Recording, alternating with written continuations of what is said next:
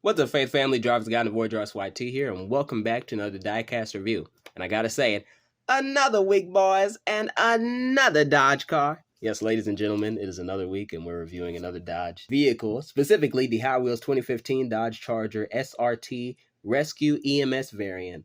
Now, this is a very strange car, because I've literally never seen an EMS that was a Dodge Charger. Now, I've seen police vehicles that were Dodge Chargers, but I've never seen an EMS rescue medic vehicle, that was a Dodge Charger or like a sedan of any type.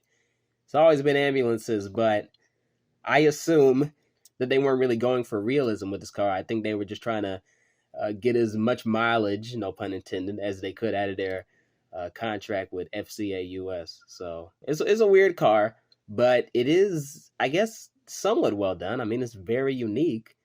Just in the fact that it's an EMS car and in the sort of painting they use.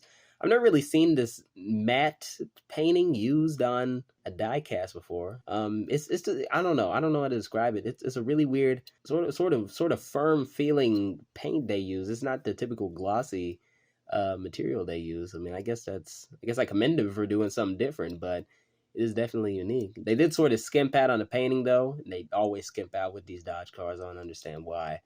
But there's no painting on the headlights, which bothers me, but I can understand it. But on the backlights, I mean, how hard would it be to just paint it red? I don't get it. These are like the easiest cars to do the taillights for, and they choose not to do it. I don't get that. I think on most of this car, the quality control is good, but there is this one part here, the wheel, and there's no paint on a good part of it. Not intentional. That was most certainly an error, and I don't know what happened here. It just like cuts off in a straight line. That's definitely a tough one to call. But I think overall this is a decent looking vehicle.